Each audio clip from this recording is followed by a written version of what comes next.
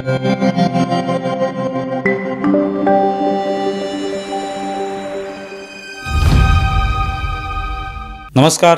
News डंकामध्ये मी महेश विचारे आपल्या सगळ्यांचं मनपूर्वक स्वागत करतो. मित्रांनो, काँग्रेसचे खासदार राहुल गांधी यांनी गेल्या काही दिवसांपासून जे आरोप सुरू केलेले आहेत ते म्हणजे वोट चोरीचे. निवडणूक आयोग, भारतीय जनता पार्टी यांनी हातमिळवणी केली आहे आणि अशा पद्धतीने एक वोट चोरी झाली आहे आणि त्यातून काँग्रेसला म्हणा किंवा इंडिया आघाडीला म्हणा किंवा महाराष्ट्रामध्ये महाविकास आघाडीला अपयश जे आहे ते पदरी पडलेलं आहे, अपयशाचा सामना करावा लागलेला आहे. अशा पद्धतीचा एक दावा किंवा अशा पद्धतीचे आरोप रोज आता केले जाऊ लागलेले आहेत. आणि सध्या राहुल गांधी हे तिकडे बिहारमध्ये रॅलीच्या माध्यमातून हे सगळे आरोप करतायत रोजच्या रोज. सर्वसामान्यांनासुद्धा तिथे बोलावून त्यांच्याकडून हे वदवून घेत आहेत की त्यांना कशा पद्धतीने फसवले. आता राहुल गांधींच्या आरोपांना इंडिया आघाडीमधल्या म्हणा किंवा महाविकास आघाडीतल्या सगळ्यांचं समर्थन आहेच. उद्धव ठाकरे यांचा पक्षही त्याला समर्थन करतो, त्याची री ओढताना आपण पाहतो. आता त्याच्यामध्ये राज ठाकरेंची भर पडलेली आहे. राज ठाकरे जे ते अर्थातच EVM विषयी यापूर्वी सुद्धा बोललेले आहेत किंवा त्यांनी एकूणच या मतदानावर आक्षेप यापूर्वी सुद्धा घेतलाय.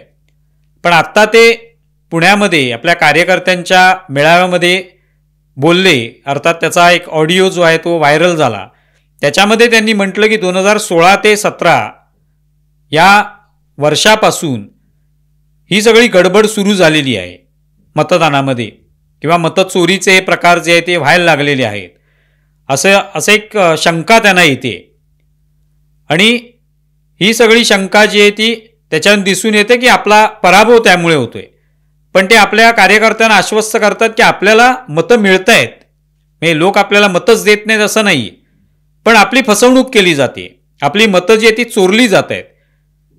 अशा पद्धतीचा राज ठाकरे यांचा दावा आहे. आणि त्यासाठी ते उपाय सांगतात की सगळ्यांनी मतदार याद्या जे ते तपासून घ्या. जेव्हा निवडणूक असेल त्यावेळेला ज्या मतदार याद्या मिळतात त्या सगळ्या तपासून घ्या. त्यात मतदार जे ते तेच आहेत का, की काही लोक बाहेरचे आलेले आहेत किंवा काही त्याच्यामधले ज्या काही शंका आहेत त्यांचं निरसन आधीच करून घ्या, हे राज ठाकरे सुचवतात. उद्धव ठाकरे अशाच पद्धतीने आता वेगवेगळ्या शाखांना भेटी देत आहेत. आगामी काळामध्ये ज्या स्थानिक स्वराज्य संस्थांच्या निवडणुका आहेत त्या अनुषंगाने ते वेगवेगळ्या कार्यकर्त्यांना भेटतात. तेव्हाही ते सांगतायत की मतदार याद्या तपासून घ्या. पण या दोन्ही ठाकरे बंधूंची आता युती जी काही होण्याचा एक आपण पाहतोय प्रयत्न सुरू आहे. या मुद्द्यावर एक युती झालेलीच आहे त्यांची की वोट चोरी जी आहे ती झालेली आहे. वोट चोरीच्या मुद्द्यावर ते दोघंही एकमत आहेत. आता राज ठाकरे हे जे म्हणतायत की वोट चोरी झालेली आहे निश्चितपणे आणि 2016 ते 17 पासून ही अशा पद्धतीने शंका त्यांना येते, तर त्याचं आश्चर्य वाटतं की एकतर राज ठाकरे यांच्या पक्षाला यापूर्वी 13 आमदार निवडून आणता आले होते, 27 नगरसेवक सुद्धा त्यांचे निवडून आले होते. नंतर मात्र तो परफॉर्मन्स जो आहे तो त्यांना कायम ठेवता आला नाही. त्याचं काय कारण आहे? त्याची कुठेतरी एक पडताळणी करून बघायला पाहिजे, त्याच्याविषयी विचार करायला पाहिजे की खरोखरच हे कशामुळे झालं असेल. एकेकाळी आपण 13 आमदार निवडून आणले, लोकांचा विश्वास आपल्यावर बसला. उद्धव ठाकरेंपासून वेगळे झाल्यानंतर राज ठाकरेंनी जो पक्ष काढलाय तो जबरदस्त आहे, तो काहीतरी कमाल करून दाखवेल, उद्धव ठाकरेंपेक्षा चांगलं नेतृत्व, राजकीय नेतृत्व मिळालेलं आहे असं लोकांना जे वाटलंय, त्याच्यातून 13 आमदार निवडून आले. मग तो परफॉर्मन्स का राहिला नाही? तेव्हा तर भाजपचं सरकार नव्हतं, केंद्रामध्येही नव्हतं, पण तरी देखील तो परफॉर्मन्स करता आला, नगरसेवक निवडून आणता आले. पण नंतर त्याला ही जी उतरती कळा लागली, त्याला कारण कोण आहे? त्याला तर भाजप कारण नाही की दुसरा कोणताही पक्ष कारण नाही. घसरण जी काय होते ती आपला पक्ष काय काम करतो, वेगवेगळ्या स्तरावर काय काम करतोय, पक्ष वाढीसाठी काय काय भूमिका घेतोय, किती मेहनत घेतोय, त्याच्यावर सगळं अवलंबून असतं. पण ती मेहनत कदाचित झाली नसेल. आणि जर 2016 ते 17 पासून ही सगळी गडबड सुरू झाली, वोट चोरीची शंका येऊ लागली, हे जेव्हा राज ठाकरे म्हणतात तर त्याच्या आधी काय परिस्थिती होती? म्हणजे 2014ला जी विधानसभेची निवडणूक झाली त्यावेळेला भारतीय जनता पार्टीला 122 जागा मिळाल्या. तेव्हा तर कोणीच आरोप केला नाही की यांनी मतं चोरी केलेली आहे किंवा मतं चोरलेली आहेत, वोट चोरी केलेली आहे, मतदार याद्यांमध्ये घोळ केलेला आहे, असं कोणीच म्हणालं नाही. कारण त्याच्या आधीचं सरकार हे काँग्रेस राष्ट्रवादी काँग्रेसचं होतं. त्यांना लोकांनी पराभूत केलं आणि भारतीय जनता पार्टी, शिवसेना यांना निवडून दिलं. त्यांना भरघोस मतं दिली. शिवसेनेला बहुतेक तेव्हा 63 जागा मिळाल्या 2014ला आणि त्यातून त्यांनी सरकार स्थापन केलं. तेव्हा कोणती वोट चोरी होती? तेव्हा तर उद्धव ठाकरे हेच पक्षाचे नेते होते. अर्थात तेव्हा अखंड शिवसेना होती. पण तेव्हा सुद्धा लोकांनी तुम्हाला मत दिलंच होतं. तेव्हा तर कोणती वोट चोरी किंवा मतचोरी झाल्याचे आरोप झाले नाहीत. राज ठाकरेंच्या पक्षाला तेव्हाही मोठं यश मिळालं नाही. आत्ताही जी 2024ची निवडणूक होती तेव्हाही राज ठाकरेंनी लोकसभा निवडणुकीत आमचा पक्ष उभा राहणार नाही हे त्यांनीच जाहीर केलेलं आहे. त्यांना कोणी जबरदस्ती केलेली नाही. त्यांनी स्वतः निर्णय घेतला की आमचा कोणी उमेदवार तिथे उभा राहणार नाही. मात्र आमचा भारतीय जनता पार्टी किंवा एनडीएला बिनशर्त पाठिंबा असेल. याच भाजपाला तुम्ही पाठिंबा दिलेला आहे. आज त्यांच्यावरच आरोप केले जात आहेत की त्यांनी निवडणूक आयोगाशी हात मिळवणी करून हे सगळ्या निवडणुका जिंकलेल्या आहेत. तेव्हा राज ठाकरेंचा पाठिंबा होता. विधानसभा निवडणुकीमध्ये नेमका राज ठाकरेंचा पाठिंबा कोणाला होता किंवा ते उभाटा गटासोबत होते का किंवा काय हे कुठेच कळायला मार्ग नव्हता. त्यांनी स्वबळावरच निवडणूक लढवली आणि त्याच्यातही त्यांचे उमेदवार पराभूत झाले. एकही आमदार त्यांचा निवडून येऊ शकला नाही. त्याला वोट चोरी कसं काय म्हणणार? दादरमधलं उदाहरण घ्यायचं झालं तर अमित ठाकरे जे आहेत, राज ठाकरेंचे पुत्र, हे तिथे उभे होते. त्यांना पराभूत कोणी केलं? सदा सरवणकर आणि महेश सावंत हे उमेदवार उभे आहेत. सदा सरवणकर एकनाथ शिंदे यांच्या शिवसेनेचे उमेदवार, तर महेश सावंत हे उभाटा गटाचे उमेदवार. अमित ठाकरे पराभूत झाले. तिथे कोणती वोट चोरी झाली? त्या वोट चोरी सगळेजण म्हणतायत मोठ्याने. पत्रकार सुद्धा आहेत, त्याच्यामध्ये विचारवंत आहेत, स्वतःला म्हणवणारे पुरोगामी आहेत, राहुल गांधींचे कार्यकर्ते आहेत, महाविकास आघाडीचे कार्यकर्ते, सगळेजण रोजच्या रोज आरडाओरडा करतायत वोट चोरी झाली, वोट चोरी झाली. केली कोणी वोट चोरी?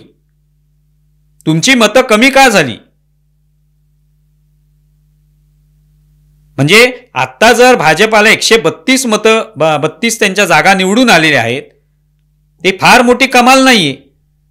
कारण 2014 मध्ये याच भाजपाला 122 जागा मिळालेल्या आहेत.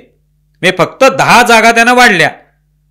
मग कमाल काय? तर 2014, 2019, 2024 या प्रत्येक वेळेला भाजपाने 100 पेक्षा अधिक जागा जिंकल्याच आहेत. कोणी आरोप केला नव्हता तेव्हा वोट चोरीचा. आत्ता मात्र लगेच आरोप होतो, कारण लोकसभा निवडणुकीत आम्हाला यश मिळणार होतं, यश मिळालं आणि त्यामुळे विधानसभा निवडणुकीत सुद्धा मिळायला पाहिजे होतं, पण ते मिळालं नाही. याचा अर्थ वोट चोरी झाली. याला ना कोणता आधार आहे, ना कोणता तर्क मांडता येतोय. किंबहुना राहुल गांधी यांनी जे काही आरोप केले त्या सगळ्या लोकांनी येऊन चॅनलना सांगितलं किंवा पत्रकारांना सांगितलं की आमची फसवणूक झालेली. संजय कुमार जे सेफॉलॉजिस्ट आहेत त्यांनी सांगितलं की चुकीचे आकडे मी दिले. मिंता कुमारी जे त्या मिंता देवी ज्यांचा पोस्टर टी शर्टवर लावून प्रियांका वाड्रा किंवा राहुल गांधी फिरत होते, यांची कशी फसवणूक झाली त्यांनी सांगितलं. त्या रंजू देवी म्हणून कोणी आहेत त्यांनी सांगितलं की आमची फसवणूक झाली. आम्हाला सांगण्यात आलं की तुमचं नाव गाळण्यात आलेलं आहे. प्रत्यक्षात नाव आहे आमचं मतदार यादीमध्ये. तेव्हा वोट चोरी हा जो काय आरडाओरडा चालू आहे त्याच्यामध्ये काही तथ्य नाही हे स्पष्ट दिसतंय. पण आता आरोप तर करायचे आणि सगळ्या पक्षांना हेच वाटते की आरोप करणं हेच आता आपलं काम आहे. त्यामुळे भरपूर आरोप केले, प्रवक्त्यांनी आरोप केले, नेत्यांनी आरोप केले, रोजच्या रोज वोट चोरीचे, निवडणूक आयोगावर चिखलफेक केली किंवा त्यांना अपशब्द वापरले की आपण निवडून येऊ. हा जो एक भ्रम त्यांच्यामध्ये तयार झालेला आहे त्या भ्रमामुळे सगळं वातावरण तयार झाले. त्यांना असं वाटतंय की आपण रोज आरोप करतोय, रोज भाजपाच्या विरुद्ध, निवडणूक आयोगाविरुद्ध रॅली काढतोय, आंदोलनं करतोय, पोस्टरबाजी करतोय, टीका करतोय. हेच आपलं काम आहे, याच्यामुळे आपला पक्ष वाढणार आहे. हा जो एक त्यांचा गैरसमज झालेला आहे, त्यातून त्यांची अवस्था झाली. एकनाथ शिंदे यांच्या पक्षाला 57 जागा मिळाल्या. वोट चोरीचा आरोप कसा काय केला जाऊ शकतो? त्याच्या आधी शिवसेना अखंड होती तेव्हा 56 जागा होत्या. तो विभाजन झाल्यावर सुद्धा एकनाथ शिंदेना 57 जागा मिळतात, उभाटा गटाला 20 आमदार निवडून आणता येतात. मग वोट चोरी कोणती झाली? राष्ट्रवादी काँग्रेस पक्ष दुभंगला गेला, त्याच्यामध्येही त्यांच्या 54 जागा होत्या 2019ला. आज अजित पवारांकडे 43 जागा आहेत. अजित पवारांनी काही 100 जागा जिंकलेल्या नाहीत किंवा लगेच त्याला काहीतरी आश्चर्य वाटायला की बापरे, ज्यांच्याकडे काहीच नव्हतं त्यांनी अचानक 100 जागा कशा जिंकल्या. त्यांच्याकडे 43 आहेत. जे 40 आमदार त्यांच्यासोबत गेले होते, आणखी त्यानंतर लोक त्यांना जोडले गेले शरद पवारांच्या पक्षातले, त्यातून त्यांना यश मिळालं. त्या वोट चोरी कशी झाली हे सांगायला पाहिजे, त्याला पुरावा दिला पाहिजे. केवळ शंका घेऊन चालणार नाही. राज ठाकरे, उद्धव ठाकरे यांच्या मतांची चोरी जी आहे ती चोरी झालेली नाही. त्यांची मतं जी आहेत ती भाजपाकडे, एकनाथ शिंदेकडे वळलेली आहेत. मतं ती त्यांनी खेचून घेतली आहेत. आपल्या कामाच्या जोरावर आपली स्वतःची एक प्रतिमा तयार करून त्यांनी ती मतं खेचून घेतली आहेत. पण ते मान्य करायला तयार नाही आहेत. राज ठाकरे असोत किंवा उभाटा गट असो. उद्धव ठाकरे यांचा पक्ष तर पहिल्यापासून आमचं चिन्ह चोरलं, आमचे वडील चोरले, आमची मतं चोरली, इथपर्यंत ते आता येऊन पोचलेलं आहे. मग भाजपाने काय कोणती मेहनत घेतलेलीच नाहीये का? हे सुद्धा सांगितलं पाहिजे.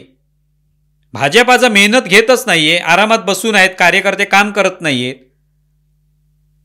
आणि हे सगळं घडवून आणलेलं आहे. त्यांना मतं मिळत आहेत आपोआपच, तर हे शक्य होतं. तेव्हा आपली कोणती कामगिरी होत नाहीये, आपला पक्ष काम करत नाहीये, तळागाळापर्यंत पोचत नाहीये, हे लपवण्यासाठी मग हे वोट चोरीचं खापर तयार करण्यात आले आणि ते रोजच्या रोज फोडलं जाते की वोट चोरी केल्यामुळे आम्ही हरलो. त्याच्यामुळे राज ठाकरेंसोबत असलेले कार्यकर्ते, उभाटा गटासोबत असलेले कार्यकर्ते, पदाधिकारी हे निश्चिंत आहेत की त्यांना वाटतंय की आपण तर काम करतोय भरपूर, निवडणूक आयोग आणि भाजपाने हातमिळवणी केल्यामुळे आपण हरतोय. आणि ही बाब नेत्यांनी मान्य केलेली आहे, त्यांच्या राज ठाकरेंनी असो किंवा उद्धव ठाकरेंनी. आणि त्यामुळे मेहनत करण्याची आपल्याला आता गरजच नाहीये. मेहनत आपल्याला करायचीच नाहीये, कारण आपल्याला फक्त आरोप करायचे आहेत. कारण आम्ही मेहनत करतोय असं स्वतःलाच दिलासा देत आहेत ते सगळे. आणि त्यातून मग त्यांची ही जी घसरण आहे पक्षांची ही होत चाललेली आहे. पण लोकांना सांगताना आम्ही मात्र वोट चोरीमुळे पराभूत होतोय, निवडणूक आयोगामुळे पराभूत होतोय, नाहीतर आम्ही काय पराभूत झालो नसतो. हा जो एक कांगावा केला जातो त्याच्यामुळे एकतर लोकांची फसवणूक होते. जे मतदार आहेत, तुमचे खरे मतदार असतील, किती असतील ते, त्यांची फसवणूक होते. किंवा या पक्षांनी, राहुल गांधींचा काँग्रेस पक्ष असो, राज ठाकरेंचा मनसे असो, किंवा उद्धव ठाकरेंची शिवसेना असो, उभाटा गट असो, यांना मेहनत घेण्याशिवाय तरुणोपाय नाहीये. पण मेहनत घ्यायची नाहीये कोणती. तळागाळापर्यंत पोचून लोकांना आपल्याकडे कसं खेचून आणायचं. उभाटा गटाने एकनाथ शिंदेकडे गेलेले कार्यकर्ते, आमदार, नगरसेवक हे सगळे पुन्हा उद्धव ठाकरेंकडे कसे येतील याचा कोणता प्रयत्न केलेला दिसतो का? किंवा आपण एकनाथ शिंदेपेक्षा वेगळं काय देणार आहोत हे कुठे सांगितलं तर दिसतं का? राहुल गांधी नरेंद्र मोदींपेक्षा काहीतरी वेगळं करणार आहेत असं कुठे दिसतं का? तसंच मनसेचं सुद्धा आहे. मग लोकांनी का मतं द्यावीत? आणि लोक जर मत देत नसतील आणि लोक त्यांना देण्याऐवजी त्यांना भाजपा, महायुती, एकनाथ शिंदे, अजित पवार हे जर चांगले पर्याय वाटत असतील तर त्याला वोट चोरी म्हणता येणार नाही. तुमची वोट, तुमची मतं ही तुम्ही गमावलेली आहेत. आणि त्याचं आता खापर फोडणं सुरू झालेलं आहे. तेव्हा राज ठाकरे, उद्धव ठाकरे यांची कुठलीही वोट चोरी झालेली नाही. त्यांनी मतं गमावलेली आहेत. मतं गमावणं म्हणजेच विश्वास गमावणं आहे. आणि तो विश्वास परत मिळवणं हे एक प्रकारचे शिवधनुष्य असतं. म्हणजे ज्यांना शिवधनुष्य उचलायचंच नसतं ते मग अशा पद्धतीने वोट चोरीचे आरोप करतात, खापर फोडत राहतात आणि स्वतःची त्या मेहनतीतून, कष्टातून सुटका करून घेतात की ते नको, कष्ट नको, मेहनत नको, आरोप करणं हेच आपलं काम आहे. आरोप केले, रोजच्या रोज आरोप केले, नवीन नवीन आरोप केले, नवीन भले ते खोटे असतील आरोप, त्याला कोणते पुरावे दिले नाहीत, तर त्याच्यातूनच आपण जिंकू. हा जो एक गैरसमज यांनी करून घेतलेला आहे त्याचंही चित्र आता आपल्याला पाहायला मिळते संपूर्ण देशभरामध्ये. तुम्हाला या संदर्भात काय वाटतंय जरूर कळवा. आमचा व्हिडिओ जास्तीत जास्त लाईक करा, शेअर करा आणि आमचे यूट्यूब चॅनल सबस्क्राईब करा. धन्यवाद.